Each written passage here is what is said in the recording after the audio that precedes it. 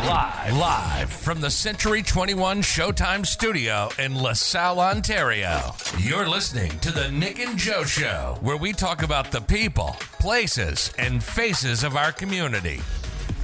It's showtime. Welcome back, everybody, to the Nick and Joe Show. We got an interesting guest for you today. We're excited about it. But first, as we start off, did you know the three most common languages in the world are what? Mandarin, Chinese, Spanish, and English. Interesting fact for you. Today's sponsor, we got Stuart Fisher and Associates Financial Services. Give Richard Paliani a call to start planning for your financial future and or retirement. And next to me, I have my dad, Joe Monteleone. Dad, go ahead and introduce our guests. Great. Welcome, everyone. Great show today. A lot of information, especially for the people looking to sell or buy a home. And that is plenty in today's market. I'm going to introduce a lady here, Julie Kapitan from Lemon Tree Living. She's a certified ultimate stager, an ultimate feng shui specialist, ultimate professional organizer, ultimate decorator and redesigner. Wow, you must have your MD somewhere in there. Yes. But welcome, Julie. And of course, I'm going to read a couple of quotes that were really interesting in on the website. As we always search our guests and all that. And there was a quote in here: "Home is where we should surround ourselves with the things that bring us joy, invoke memories, and bring us absolute comfort. I wanted to choose a name that would be a reflection of who I am. Lemon Tree Living invokes vision of fresh, clean, inviting, happy, and positive eye-catching interiors. Naturally, lemon fresh came in mind. And then there was an old saying, take lemons and make some lemonade." Loved it. Loved it. Welcome, Julie, and welcome to our show here. And whatever you want to share with our listeners, please do so. And let's begin, of course. You're forgetting half of our guests. We got Linda Joseph, everybody. Yeah, you know what? We never miss our guests. Yeah. We never miss our guests. Linda Joseph is our co-guest here. She's with Century 21 Showtime Realty, and welcome, Linda. Rockstar agent. Yes. Hi, everyone. Yeah, rockstar agent. So we brought Linda because she's really good at decorating, and she's got that lemon tree eye as well. So you definitely do. I remember your house that you sold recently, and it was just stunning. It was like a showpiece. So I definitely give you kudos for having that perfect eye for that. We figured Nick and I needed help in this. I just call my wife. Yeah. But welcome, Julie. And we're going to start the show by, we briefly chatted and how staging and decorating and design really has never been accepted widely as a lot of the bigger metropolitan cities. Maybe you can share a little about that. So I'm actually new to Windsor. I've been here about 18 months. I did come from the GTA. And I worked on Bay Street for many, many years in corporate real estate, and I project managed large construction bills for the banks. But in the real estate market in Toronto, in the home market, it is a given that in the GTA that you stage a home. And I found here that it's not necessarily true. A lot of agents don't see the value in staging a home. And it's not even, I even see that some don't even see the value in decluttering, depersonalizing a home, which is really the very first step that has to happen. Because the person that is purchasing the home, they need to be able to see themselves in that home, in that house, and it being their home. And they can't see that if your pictures of your family are out, all of your tchotchkes are out, and it's cluttered. They can't see beyond the stuff and see all of the great features of the home. Like, you have seconds from the time the person walks into the home that they're going to make a decision. And staging really is about marketing your home to be a product so that you can get the best value for that home so that you can move on to your next home, whatever you want to do with your life, retire, move, travel, whatever it is. It's your biggest asset. And staging allows people to envision themselves in that property. I just had that conversation with, I have a listing that's a luxury listing, 2-story, it's north of $1 million, and it's a beautiful property. And I had the same conversation with them, and I said, not to take it the wrong way, but, you have to, try to remove as many of the family photos, because they had a beautiful fireplace backdrop. It's gorgeous. And I said, you really want to showcase the product, not your home as your home. Yeah. You want it to be their home. So I had that conversation with buyers, and sometimes it's almost a hard, well, yeah, they're kind of nice. They're nice. They are nice family photos. They're beautiful. But sometimes, it's just, you need to show the raw product. And I the way I kind of explain it to my sellers is, you want to make it as if it's like a furniture showroom. It's just generic. It's all showpieces. It's all, very, I don't want to say plain, because, obviously, nice decorative pieces is important, but neutral. Let's call it neutral. I think a lot of people think that staging means that someone like myself is going to come in and remove everything from the house and bring in tons of rental furniture, and it's going to be a huge amount of money. In this market, we don't need to do that. We need to do what's called showcasing. So we need to take what the client already has, declutter, depersonalize, and bring in, like you said, those great accessories so that everything pops in the photos and the videos, because social media is where you're getting your buyers from. You're getting them from when they go on your website or they're checking out the MLS. You're getting them on Instagram. You're getting them on Facebook, maybe even TikTok. I'm aging myself because I don't know about TikTok, but that's where your people are first looking for properties. And I got a question about that then. So if you have a luxury home, but the furniture is less than, it's just really average, less than mediocre. Yeah. What do you do? Should we use what we have, or is it beneficial to bring in a storage bin, move everything out, and bring in all new product, right? Because if you have a beautiful home and, the furniture is not really complementing the product, the home, what's the best option? I would say in this market, because in the Windsor Essex market, there really is no or very little rental options for rental furniture. So our best bet is to first start off with what they have. It's amazing what pillows and throws and really beautiful bedding can do to a bedroom. Decluttering, lifting up carpets and showing hardwood floors, which are a huge selling asset. Even removing curtains so that you let the light in. Start with those sorts of things. And then if you need to bring in furniture on top of that, then sourcing it is the next step that I would say to go to. Even if you have a vacant property, bringing in some furniture and staging maybe just the master bedroom and the living room, that's all you need to do so that people can see how the house is laid out. Yeah. That's interesting. Go ahead, Linda. No, I was just going to say, besides decluttering and removing personal things, what would you think would be the best return on investment for someone to do in their house? Like, would it be painting, or if their flooring was if they have really old carpet, if it was within their budget, would you? If it was in their budget, if they have really old carpet and say they have an older home, like I live in South Windsor, so everybody has hardwoods under their carpet. So lift up the carpet and see if you've got some half decent hardwood floors under there, because hardwood floors sell.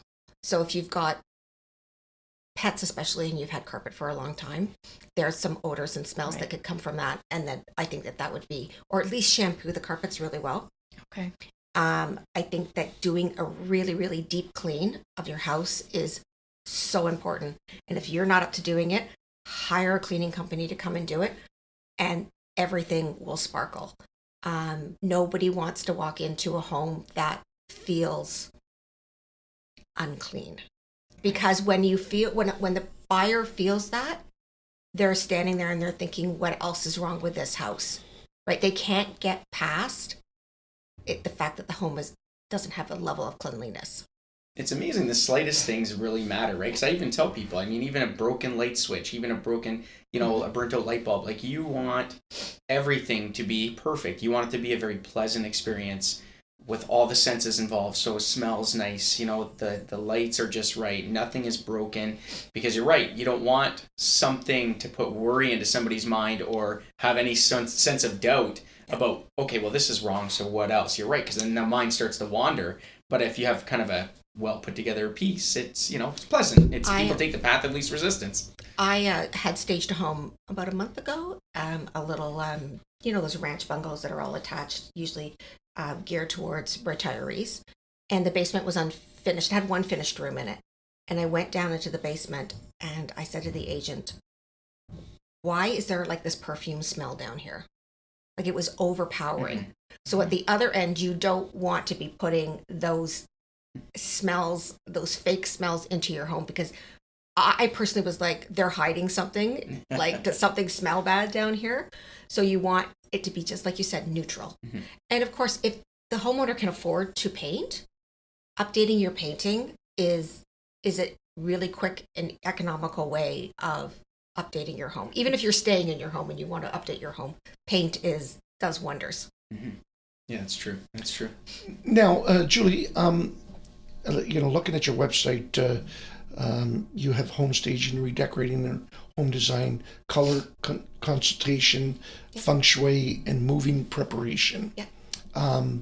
So let's go to decorating or redecorating a home. Yeah. And we kind of briefed in our discussion where a lot of people don't think of, when it comes to decorating their home, that you always should decorate with in mind, knowing that one day you're going to put the home for sale, and that it should be a color combination that's going to be sellable, where a lot of people will decorate it where it's for them, it's for their ever home, but then they decide to sell it, and just the colors don't go together, and you enter the home with one theme. You go into a bedroom, it's a country theme. You go to the basement, it's a whole different theme. What are your opinions when it comes to decorating? So my job as a decorator is to help the homeowner bring out their own style. And a lot of people don't know where to start, right? They go to a store like HomeSense and they're like overwhelmed with the quality and the quantity of what is out there. And a lot of people have trouble picking paint colors. I'm of the philosophy that a home should flow from one room to another. I agree. That's my personal philosophy. As a decorator, if the homeowner wanted to paint the living room gray and then one of the bedrooms blueberry and then one of them zebra print, who am I to say that that's their personal taste? I'm not there to, as a decorator, to put my personal taste. I'm there to help them discover what their personal taste is. But as a whole, I really believe that the home should flow. There should be some flow to it. And that if you pick neutral colors that give a backdrop to your possessions, your furniture, your accessories, your bedding, your artwork, all of that is going to shine. So whatever that neutral backdrop could be, if you love grays, then you go with tones of gray throughout the home. If you're like me and you like crisp white and navy blue, that's, you have a crisp white house, right?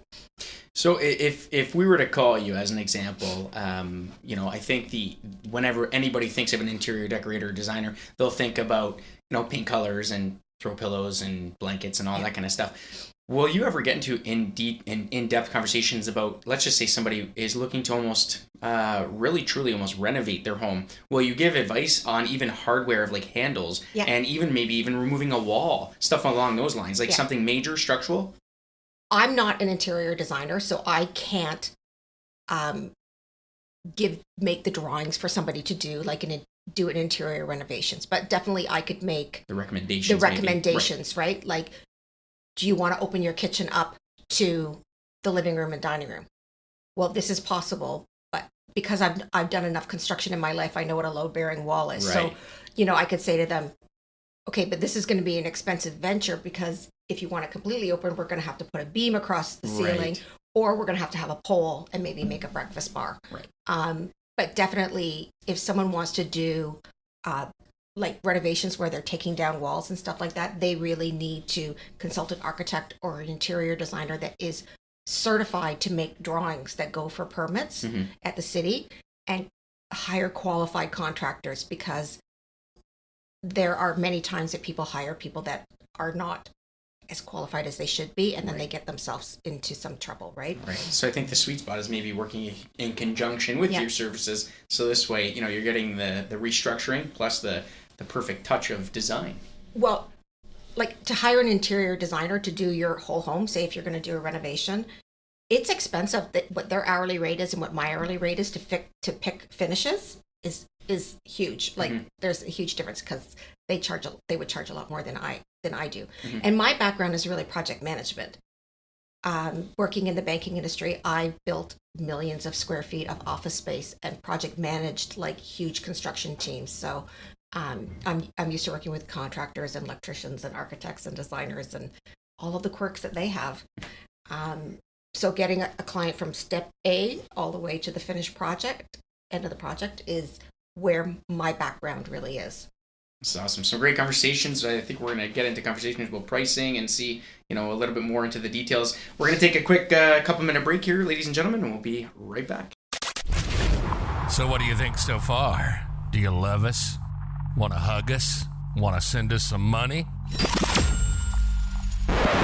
Yeah, I didn't think so. You're listening to the Nick and Joe Show, and with some guy named Chuck. If you're listening to the show on Apple, Google Podcast, Spotify, iHeartRadio, or Tunein, you can watch and see our beautiful mugs on social media, Facebook, Instagram, YouTube, and our website, C21Showtime.ca. We hope you're having fun. We know we are. This is the Nick and Joe Show. Welcome back, everyone. We're here at the Nick and Joe podcast show at the Showtime studios in LaSalle. And again, our co-guest here is Linda Joseph, Century 21 Showtime Realtor.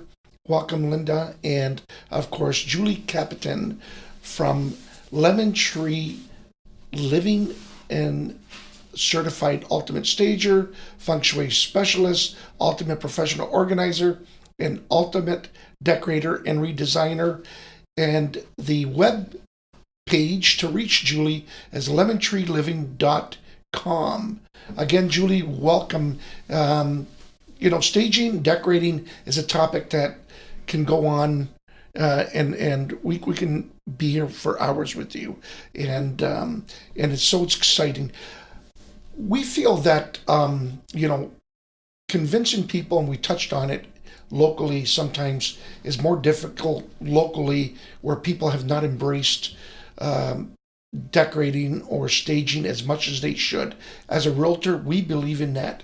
Sometimes by taking a little investment will yield you a lot more dollars. I know people right now are saying, I got $100,000 overpriced and all that. And I think we're living in a strange time in real estate. We're all loving it, but eventually people have to look at that staging and decorating, regardless of how good the times are, can still yield you that much more money by preparing your home and decorating it. So the statistics are that for every dollar that you put in, you get 400% back. Wow, that's crazy. In staging. Wow. So if you're showcasing, I would say, let's say I live in South Windsor, they've got those really small little bungalows.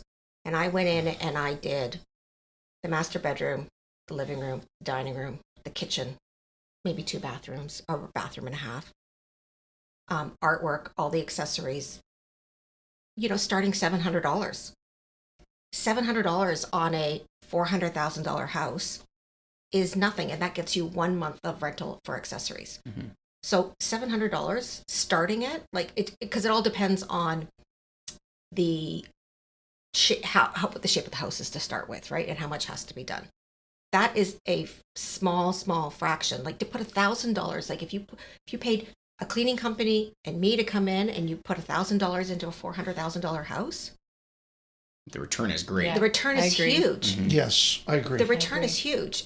It's about raising the bar too, right? I mean, even besides the fact of getting more money for the clients, making them happier, you want to hold yourself to a higher standard in general, right? You want to be a realtor that's doing these things and that's, raising the bar. Oh, my realtor, when I sold my house, had an interior decorator, and it's like, oh, well, I don't do that, Yeah. So it's one of those things that if your competition's doing it, you better pick up the slack and start doing it. Because the return doesn't just come in the price that you get for the house, but if the quicker you can sell it, that means maybe one less mortgage payment, one less tax payment, utility bill, quicker time that you're going to be able to move on with your life.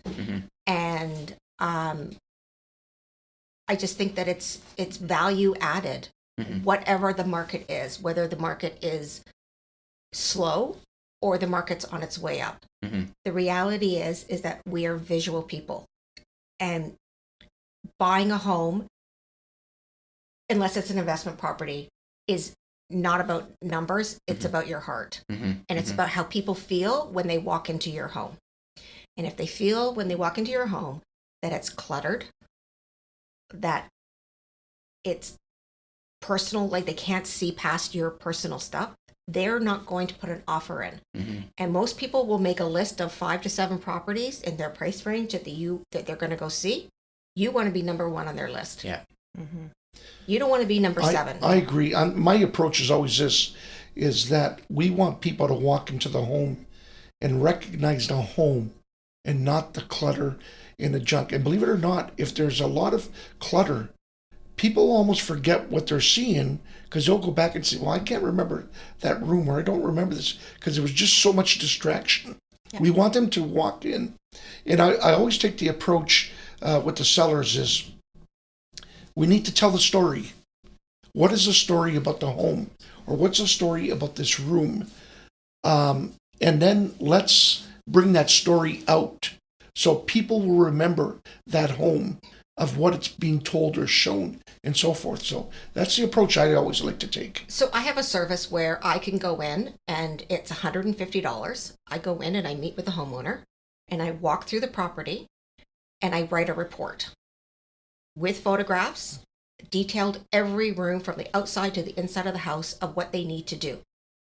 So if they're like, I don't want somebody in my home because of COVID, or I'm not comfortable with a stager being in my home, I can give the realtor and the homeowner a written report, do this, and each room, prioritized, and then they can go and do the work themselves. Oh, that's awesome.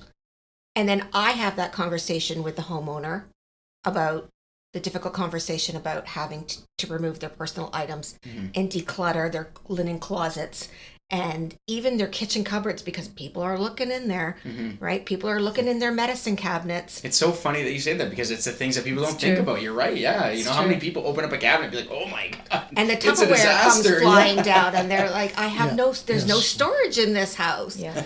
I did that for a lovely family that was living on Dominion. They had 6 kids and they were living in a small house. Not actually a pretty good. I must say they were living quite.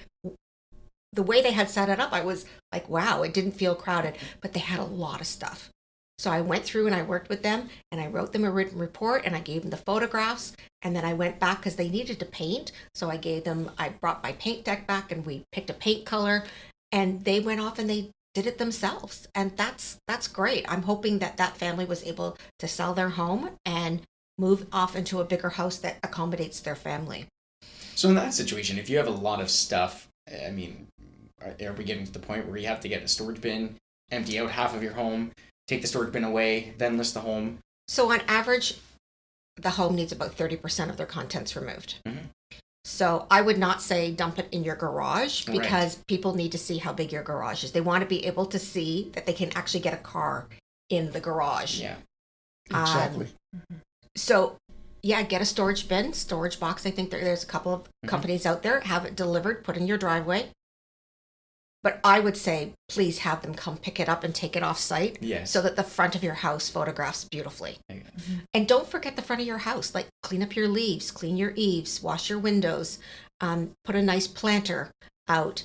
Make sure your snow's shoveled in the winter, right? And that the front of the house, the street view is beautiful. So are the clients taking? You said the previous example you gave. They did a lot of the work themselves. They did all the work themselves. So it's really up to the clients then on whether they want to take a hands-free approach or if they want to be a hands-on approach. Yeah. So they can really pay you for your services. You do, well, besides, I'm sure you don't paint or anything, but you'll coordinate everything and bring stuff in. If somebody wanted to, say they had an elderly parent that had to move out of the home and they live out of town, I could go in, pack up all the contents, right? Arrange for stuff that needs to be taken to charity or disposal, and work with the family to do that kind of work. Mm-hmm. I could work with families to help them declutter, because the last thing that you want to do is pack up stuff that you don't want in your new home, because you're paying to move that. This was one of the things that I did a lot with in my corporate work with moving employees. They would just take their desks and just like do this and throw the stuff all in the bin. And I'm like, we have to pay the movers to move that to another building or another floor. And then, so let's go through it now. And then when you get to your new space, you just put it where you want to put it. I actually can help them with how they're going to organize their home when they get there, their closets, their kitchens, make sure that everything is labeled properly for when they get to the new location. So to go full hands-on, full hands-on, what would be the cost? Like average raised ranch, South Windsor home, what would be the cost roughly? I don't know if that's an answer that you can give without seeing a home, but I just can't say that. Like, I get that question all the time. I have realtors call me and they go, I have this house and it's 3 bedrooms. How much is it going to cost to stage it? Yeah. And I'm like, I need to stay the house. Yes, absolutely. Yeah, it makes sense. I need to stay the house. Case by case scenario. As a realtor, would you give a price to sell a home to somebody over the phone without seeing the home? Yeah. And doing a full assessment of it? And it's the same thing in my business. Right. Because I don't want to say that it's this amount or have expectations of a certain amount, and then I get to the property and it's like, oh my Lord, this is like, come in like, review the project, so much bigger than because there's hidden things. And what are your thoughts on virtual staging? I don't like it. No, I don't like it. I think you're selling something that isn't true. Mm-hmm. And when people walk into the space, that's not what they're going to see. Mm-hmm. Mm-hmm. Maybe if it's a brand new build and it's a developer that is trying to give a feeling, and maybe if the building's not built, right? Like that. Yeah, different story, that is different. But with an existing home, I'm not big on it. I just don't think that, because it's really, you want to catch that person on social media, but then you want to give them that feeling when they walk into the space. That's true. There's a disconnect if it's just on your screen and you walk in and you're kind of taken back. Well, it's not as nice as I thought, or you can't really visualize it. So I guess it's different once you walk into a room, see a table, see things put together. Okay, yeah, I can kind of visualize this now. You see things, put together, correctly. So, Linda, you have anything? I wanted to talk a little bit the feng shui. Do you incorporate that into all your design? I try to. Okay. And I did take a feng shui course, and it's all about, like, I always say things like, never put a mirror, like you never have a mirror directly from a door. Okay. So if you're walking in the front door and the first thing you see is a mirror, I tell the clients to take it down. So Julie, explain feng shui. Of course, a lot of the realtors know about it, but clients out there don't understand it. Who really follows feng shui, first of all? Is it the younger generation? I know that a lot of the Asians are really into feng shui. Correct. But more so today, you're starting to get a lot of the younger buyers out there also believing in it. The thing about feng shui is really about, for me, it's about the flow of energy in a house, correct. Right? Mm-hmm. And is there a science behind it? Like, there is a science behind it. There's charts. There's a whole bunch of stuff that we can't get into here, that about how you lay out furniture and how you lay out rooms. But a lot of it is actually just really common sense, right? So for instance, you put your bed on the wall that's opposite the door. And you do that, well, A, it's good design, and B, that way no one can like sneak up on you. And that's the thing in feng shui, right? Because you don't want anybody to bring bad energy, and you need to be able to see them. One of the things that in design for feng shui, which is you never put a toilet above the front door. You don't put your bathroom above the front door on the second floor in feng shui design. Interesting. Okay. Because the drains drain away money and luck. Okay. And then it goes out through The front door. the front door, which is the same reason you don't put a mirror across from a front door, because chi will come in, bounce off the mirror, and go back out the front door. It's weird. My drains drain something totally different, but okay. And a staircase should never point out towards the front door. Right. And you should never have your front door and your back door directly lined up to each other, because all the good chi will go right through the house. Okay. But, feng shui is really about the energy and the feel of the home, and creating warmth and comfort and family time. That's what I get out of feng shui, right? So dinner around a dining room table is supposed to be, about people enjoying food and good conversation. And so part of feng shui is removing the clutter, right? Our dining room table is always like, I don't know, it's the dumping zone in our house. I don't know, I think that's the same way in lots of people's houses, right? So if we want to sit, we got to like clean the clutter off. So. Interesting, and that's a great question. Yeah. Also, in regarding, we touched on the topics of adding little accessories and all that. I'm going to tell a story that I once, not once, but a few times, I've sold a home and had it staged with just putting little accessories in it, and it's just changed the whole look of the home. And we've had many buyers who come up and say, "Oh my God, the home looks so great! I might even buy it back," because they've taken their time and basically brought things in that weren't expensive, but just putting little things here and there changed it all by, decorating their bar or their island or their dining room table prior to showing. And the other thing I want to chat about is my own son, who, and not this son, my other son, when he moved in a home, a very large home, and he hired an interior decorator. Now, in the beginning, she was selecting furniture and all that, and I looked at her selections and I said, "Oh my God, I would never pick these things."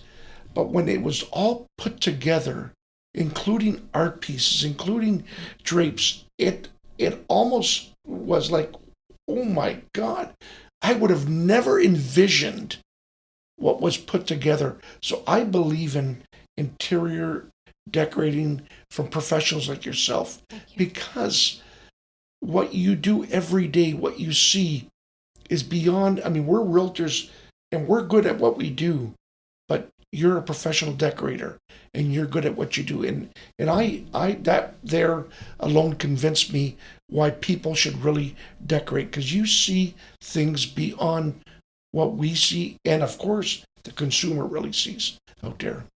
I think that a lot of people, like I said this earlier, they go into shops like HomeSense, and it can be quite overwhelming, the amount of stuff that's in the tchotchkes, like the little decorative accessories, and how to go and weed through a store like that, to get classic pieces that aren't going to go out of style next year, that are going to last you a long time, that are actually good quality.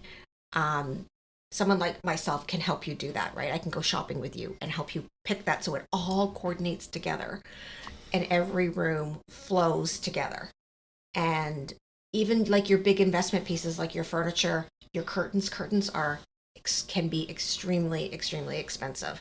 And you want to get them right, because it's not something that you're going to change every year, especially if you've got really a lot of big windows. It's an investment, right? It's an investment that's in the your way home. people have to really look at it. It's you're investing into your property, and it's not only just for your current use, but when you do sell, you get that money back, really. So yeah, I mean, you might as well do it early when you move into a home. Have you come in, make some of these adjustments right from the beginning. Now you can enjoy them while you're living there, and then when you go sell, they're pretty much. Even if you're like building a new home or you're renovating, like we said, picking finishes, like what the color of your kitchen cabinets. Maybe it's really big right now to have like a different color on your island. Countertops, door handles, doorknobs, knobs and handles for your cupboard. So everything kind of goes together and flows throughout the house. Taps, lighting, and all of it meshes, and then you can build upon that. And those are your foundational pieces that you're not going to change over a long period of time. And people probably don't think about it, right? It's just it's just a water tap. It's just a couple handles. Well, I mean, it's all pieces of the puzzle. So before I started my business, and I was still living in the GTA, I would help my friends do their homes. And one of my girlfriends, she had like one of those post-war bungalows in Toronto, and she put a second story on it, and I was helping her design her kitchen. And she really wanted granite countertops. And she was willing to sacrifice the quality of her cabinets for the granite countertops. And I said to her, don't do that. I said, you can change your countertops, but you don't want to rip your cupboards out, because that's a whole different ball game down the road.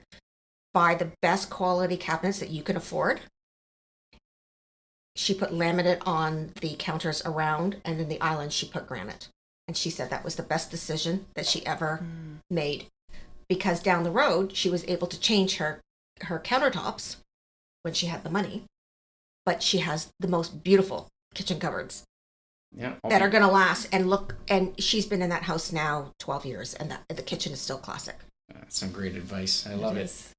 Well, everyone, I want to say thank you to our guest today, Julie Kapitan, from a beautiful company that her story was so amazing as she came from the GTA area, and this was a dream job that you always had in mind.